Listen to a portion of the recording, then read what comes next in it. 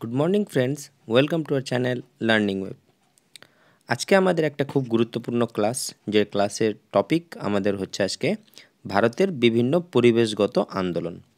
অবশ্যই সামনে primary TET exam, যার জন্য ক্লাসটা দেওয়া, কিন্তু মাথায় রাখবে এই টপিকটা, এই ভারতের পরিবেশগত আন্দোলন শুধুমাত্র যে টেটেই কাজে লাগবে তা না। আমাদের বিভিন্ন এক্সাম, ডব্লিউবিসিএস, ক্লার্কশিপ, এছাড়া আরও যে কম্পিটিটিভ এক্সাম রয়েছে, সেখানে আমরা এই ভারতের পরিবেশগত আন্দোলন থেকে সাধারণত কোশ্চিন দেখতেই পারি, মানে কমন টাইপের কোশ্চিন। তো যাই হোক, আজকে আমাদের ভারতের পরিবেশগত আন্দোলন থেকে পুরো ডিটেলস আলোচনা হবে এবং এই ক্লাসের সম্পূর্ণ পিডিএফ আমরা আমাদের যে টেলিগ্রাম গ্রুপ রয়েছে সেখানে তোমরা পেয়ে যাবে। তোমরা লিঙ্কে ক্লিক করে জয়েন করে নিতে পারো। তাহলে চলো শুরু করা যাক। তাহলে দেখো, আজকের টপিক ভারতের পরিবেশগত আন্দোলন। তো আমাদের প্রথমেই যে আন্দোলনটা আসছে সেটা হচ্ছে কি, বিষ্ণই মুভমেন্ট বা বিষ্ণই আন্দোলন। তো এই বিষ্ণই আন্দোলনটা কি, তো মাথায় রাখবে, প্রথমে যদি আমরা বিষ্ণই আন্দোলনের একটা বেসিক যে প্রশ্ন যেখান থেকে পড়ে সেই কোশ্চেনগুলো একটু আলোচনা করে নিই। তো দেখো, বিষ্ণই আন্দোলন সাধারণত 1700 যে খ্রিস্টাব্দ, প্রায় সেই 1700 খ্রিস্টাব্দের দিকেই হয়েছিল। কোথায়? খেজারলি বলে এক জায়গায় রয়েছে। কোথায়? Marwar region, Rajasthan state.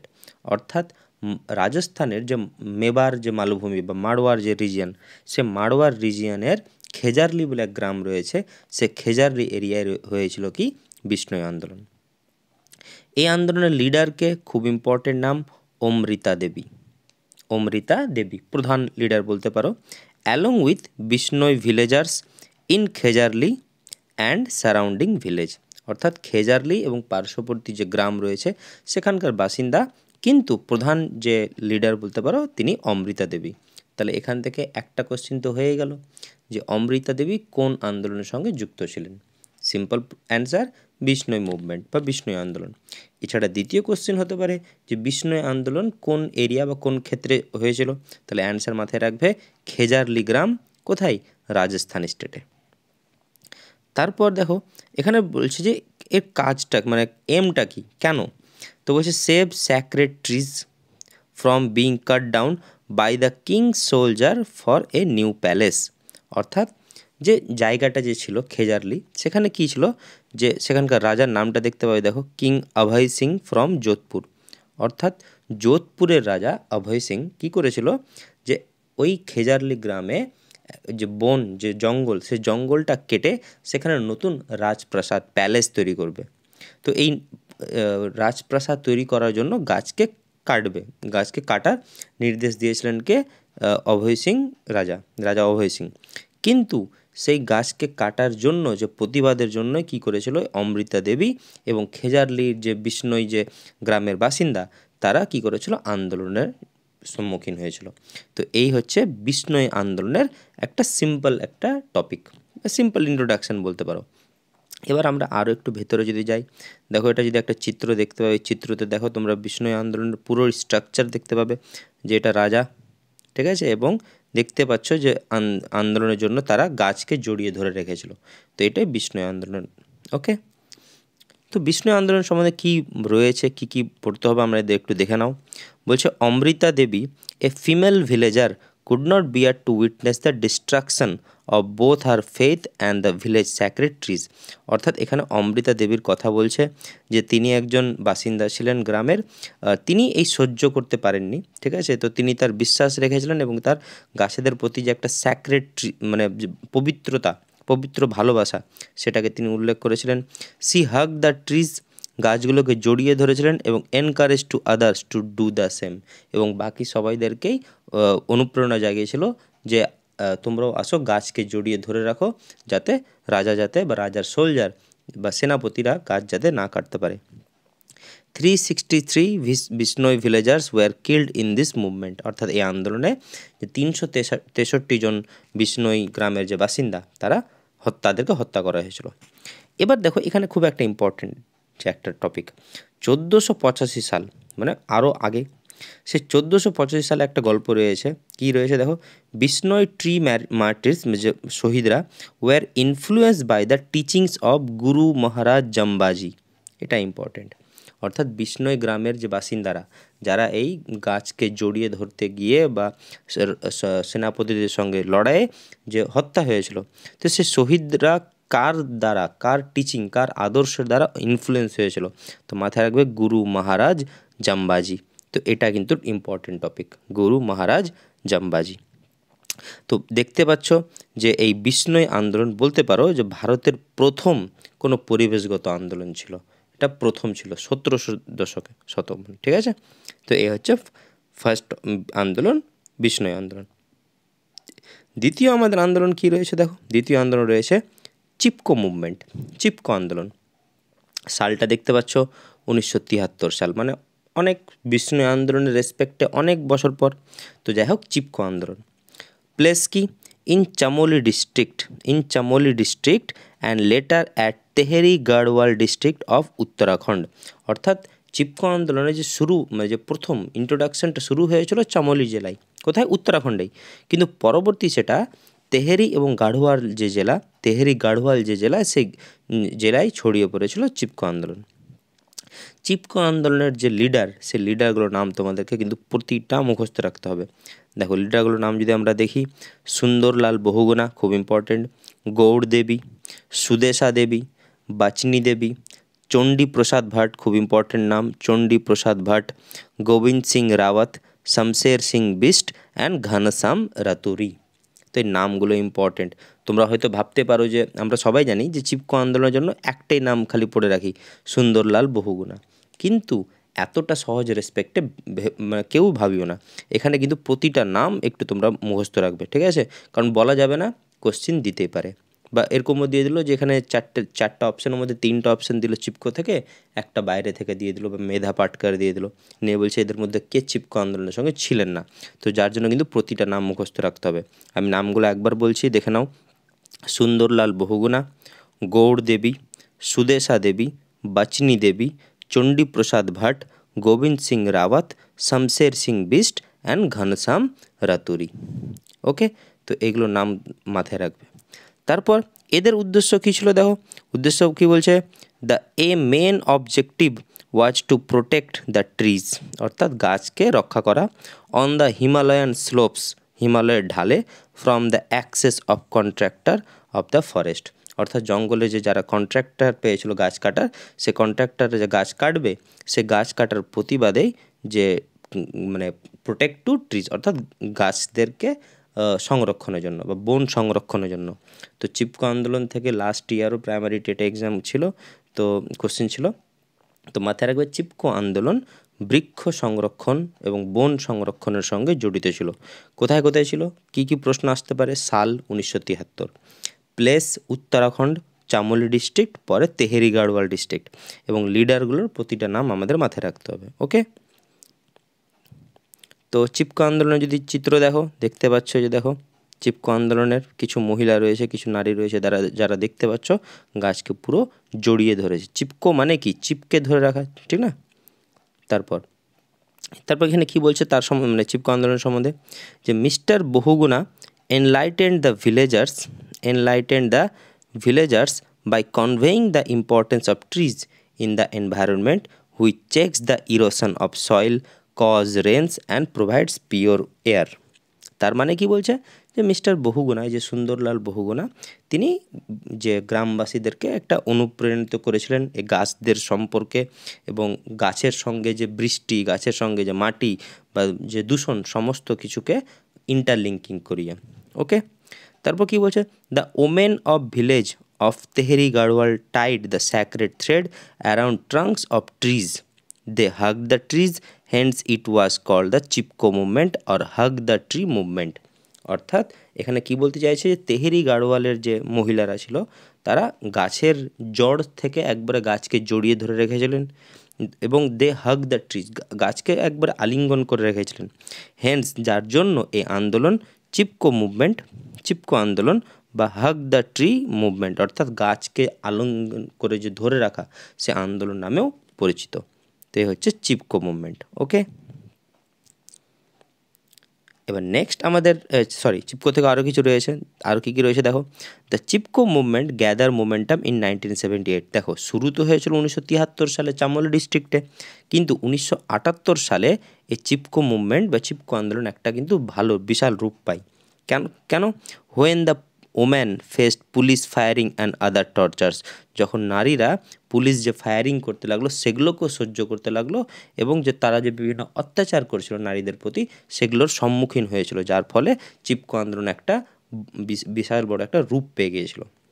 তারপর কি বলছে, then the state chief minister অর্থাৎ উত্তরাখণ্ডের চিফ মিনিস্টার তৎকালীন Hemwati Nandan Bahuguna, Hemwati Nandan Bahuguna set up a committee, একটা কমিটি তৈরি করেছিলেন to look into the matter, এই বিষয়টাকে দেখার জন্য, which eventually ruled in favour of the villagers, যেটা গ্রামবাসীদের পক্ষেই রায় দিয়েছিল। This become a turning point in the history of eco development struggle, অর্থাৎ পরিবেশ রক্ষা আন্দোলনের জন্য এটা একটা বিশাল একটা টার্নিং পয়েন্ট ছিল।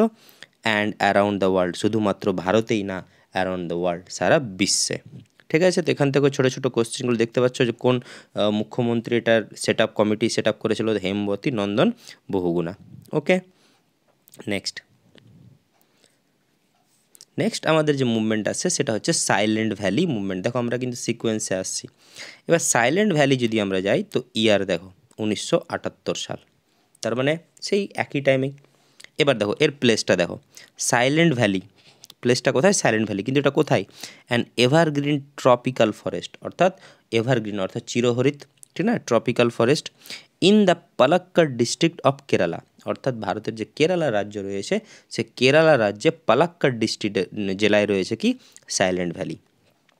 এবার এর লিডারকে দেখো, এর লিডার যদি মেনলি মাথায় রাখবা, দ্য কেরালা শাস্ত্র সাহিত্য পরিষদ, মাথায় রাখবে তাহলে কেরালা কেরালা শাস্ত্র Sahitya Parishad KSSP, and NGO and the poet activist Sugatha Kumari, এই নামটা কিন্তু মাথায় রাখবে।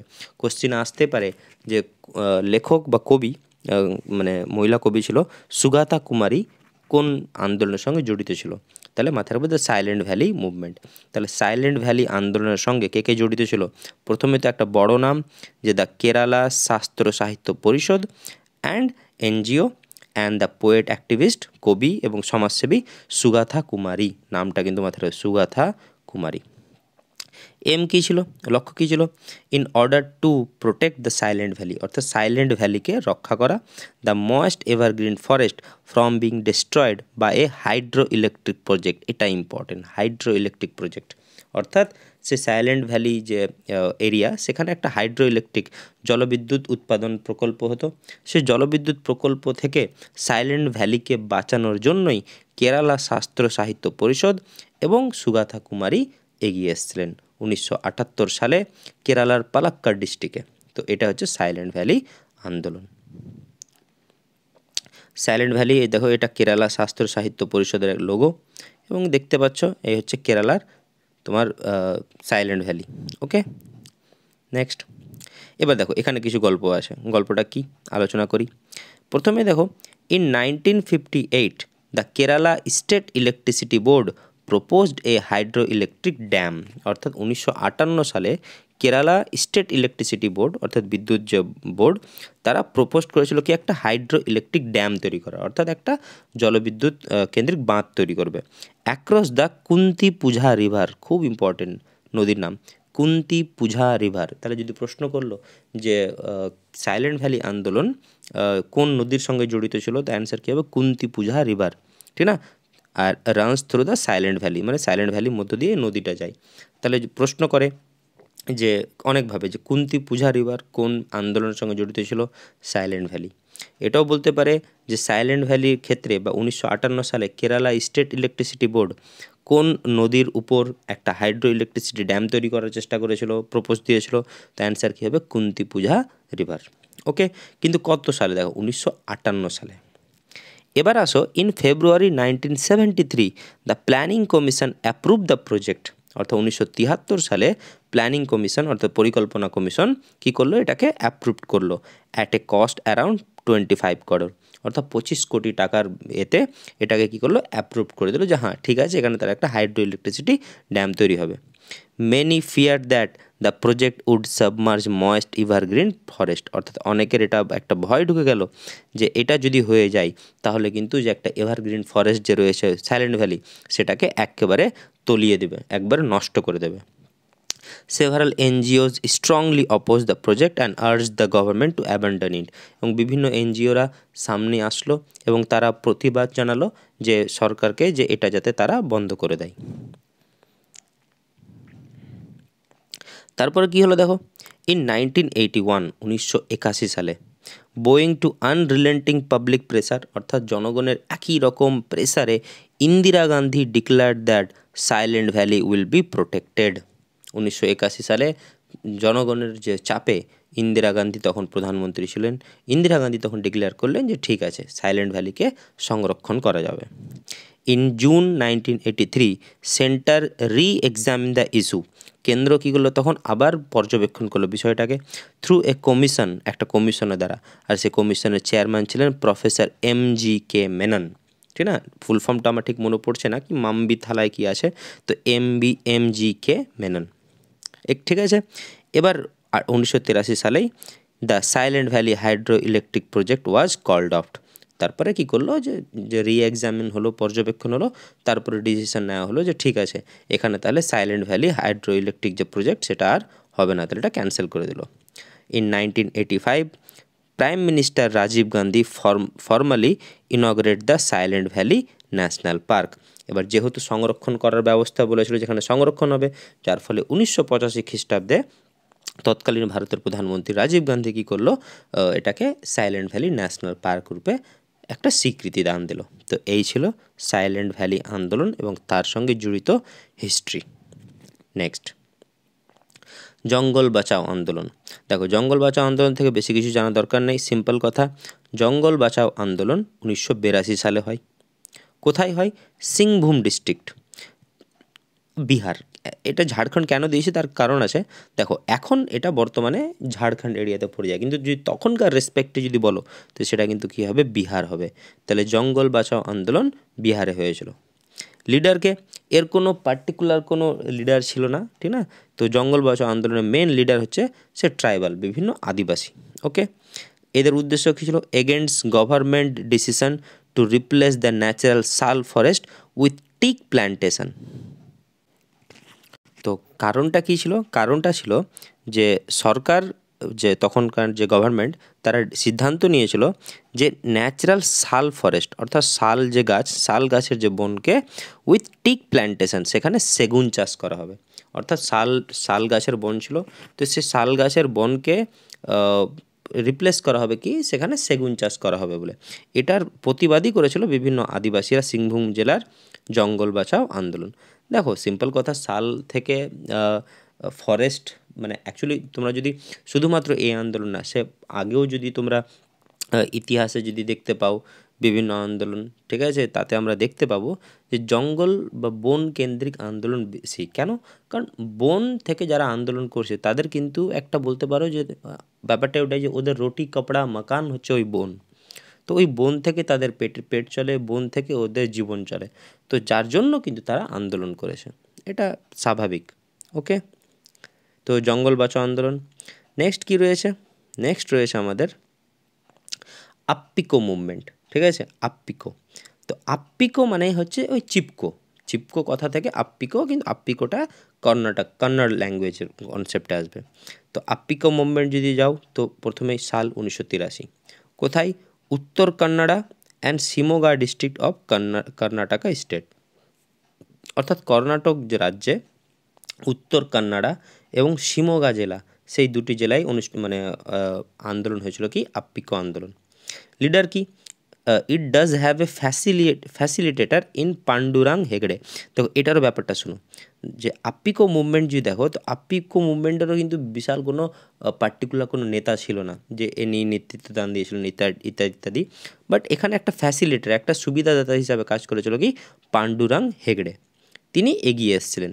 হি helped launch the movement in 1983, অর্থাৎ 1983 সালে আপ্পিকো মুভমেন্টকে সে লঞ্চ করেছিল, যে ঠিক আছে আমি একটু হেল্প করতে পারি, একটু সুবিধাদাতা হিসাবে কাজ করেছিল কে, পান্ডুরাং হেগড়ে।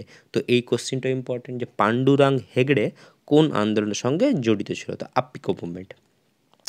উদ্দেশ্য কী ছিল, against that felling and commercialisation of natural forest and ruin of ancient livelihood and protect Kalsa forest.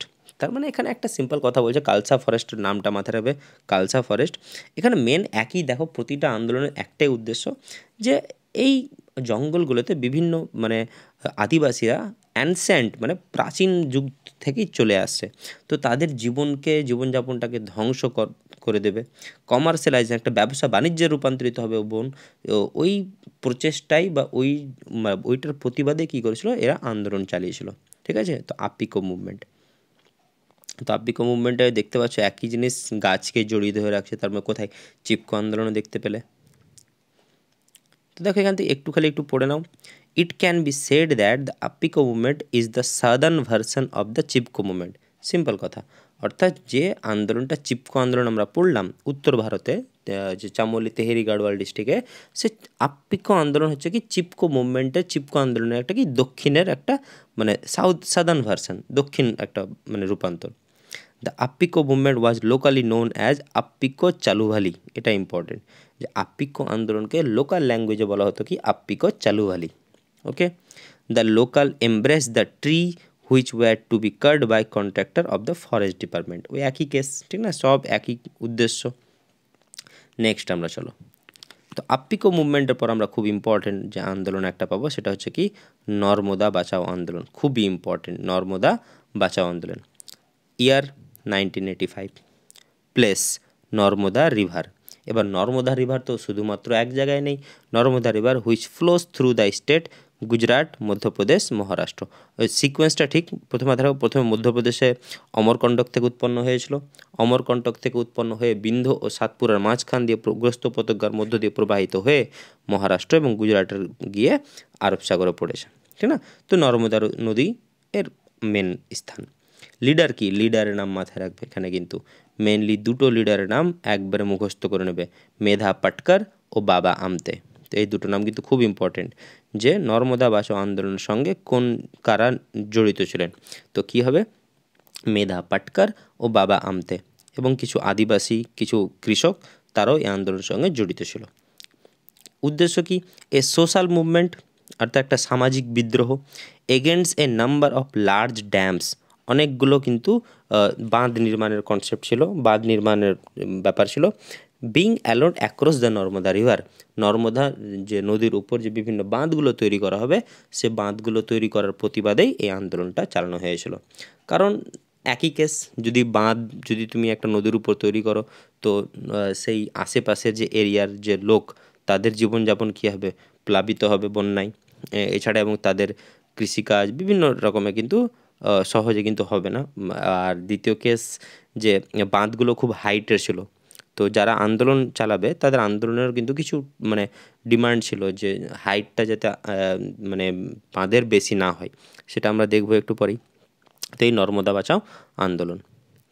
তো দেখো নর্মদা বাঁচাও আন্দোলনের যদি লোগো দেখো, এটা হচ্ছে লোগো, আর এটা নর্মদা বাঁচাও আন্দোলনের একটা পিকচার।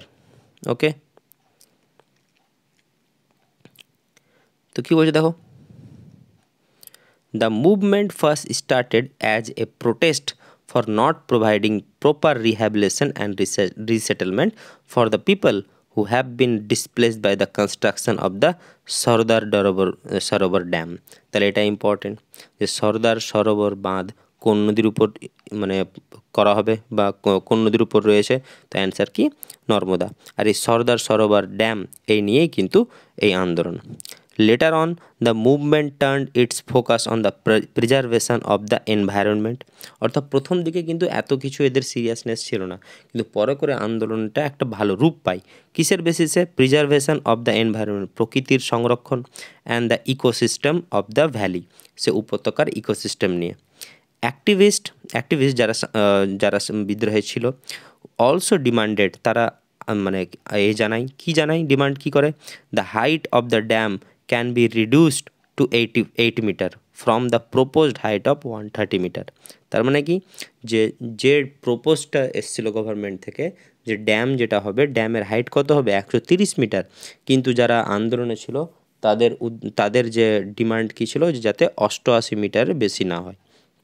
তো যাই হোক, the environmental issue was taken into court, আর এই আন্দোলনটা কোথায় যায়, কোর্টে যায়। ইন অক্টোবর 2000 সালের কথা বলছে, the Supreme Court gave a judgment, Supreme Court একটা জাজমেন্ট দেয়, কিসের বেসিসে, যে construction of the Sardar Sarovar dam, Sardar Sarovar dam তো হবে, উইথ এ কন্ডিশন দ্যাট, একটা কন্ডিশন দিয়েছে, যে height of the dam, sorry একটু হয়ে গেল, কী বলছে, যে the height of the dam could be raise to 90 meter, 90 meter পর্যন্ত নিয়ে যাওয়া হবে, এটুকু তাদের সুপ্রিম কোর্টের সিদ্ধান্ত ছিল। ওকে, তো এই হচ্ছে আমাদের কি নর্মদা বাঁচাও আন্দোলনের সঙ্গে জড়িত কনসেপ্ট। নেক্সট কি রয়েছে, নেক্সট রয়েছে আমাদের বলতে গেলে মনে হয় লাস্ট আন্দোলন, সেটা হচ্ছে কি তেহেরি ড্যাম কনফ্লিক্ট, অর্থাৎ তেহেরিতে যে ড্যাম তৈরি করা হয়েছে, সে তেহেরি ড্যাম নিয়ে কিছু ঝামেলা।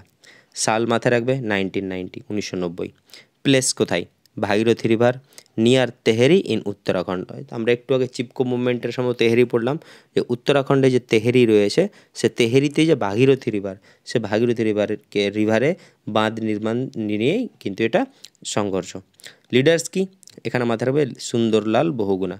তার মানে দেখতে পেলে যে যেটা চিপকো আন্দোলনের সঙ্গে জড়িত ছিল যে নাম, সে সুন্দরলাল বহুগুণা, তেহেরি ড্যাম কনফ্লিক্টও রয়েছে। এম কি, the protest was against the displacement of town inhabitants and the environmental consequence of the weak ecosystem. ওই একই, যে তেহরিতে যখন বাঁধ নির্মাণ হবে তখন কি হবে, যে বিভিন্ন যে ব্যক্তিরা, বিভিন্ন যে জনগণ, তাদের কি হবে, যে ডিসপ্লেসমেন্ট হবে, তাদেরকে এক জায়গা থেকে সরে যেতে হবে, এটা একটা। আর একই কেস বাঁধ নির্মাণের কেসেই। তো এখানেও কি রয়েছে দেখো, তেহেরি ড্যাম, এই যে দেখো তেহেরি ড্যামের একটা পিকচার। তেহেরি ড্যাম সম্বন্ধে বেশি পড়া দরকার নেই, সিম্পল কথা, যে environmental activist Sunderlal Bahuguna led the anti Tehri dam movement from 1980s to 2004, অর্থাৎ 1980 সাল থেকে 2004 সাল পর্যন্ত সুন্দরলাল বহুগুণা এই তেহেরি বাঁধ নির্মাণের নিয়ে প্রতিবাদ কিন্তু চালিয়ে গেছেন। The protest was against the displacement of town inhabitants and environmental consequence of the ecosystem. তাহলে একই কনসেপ্ট, ঠিক আছে। তো হচ্ছে বিভিন্ন আন্দোলন। তাহলে ভারতের পরিবেশগত আন্দোলনের সিম্পল একটা ক্লাস, বিভিন্ন আন্দোলন রয়েছে, এখান থেকে বিভিন্ন লিডার, বিভিন্ন সাল, বিভিন্ন যে থিওরিগুলো যেগুলো আমরা পড়লাম, সেগুলোকে ভালো করে পিডিএফে একবার দেখে নেবে। ওকে, তাহলে এটা একটা ছোট একটা ক্লাস, তো আজকের মতো এখানে রাখলাম। সবাই বেশ ভালো থাকো। তাহলে চলো, thank you and all the best. Good night, sorry, good morning.